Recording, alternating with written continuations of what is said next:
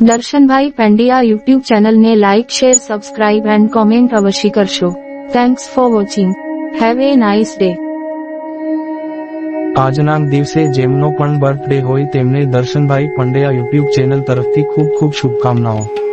તેમજ આજના દિવસે જેમની પણ મેરેજ એનિવર્સરી હોય તેમને દર્શનભાઈ પંડ્યા યુટ્યુબ ચેનલ તરફથી ખૂબ ખૂબ શુભકામનાઓ પાઠવવામાં આવે છે.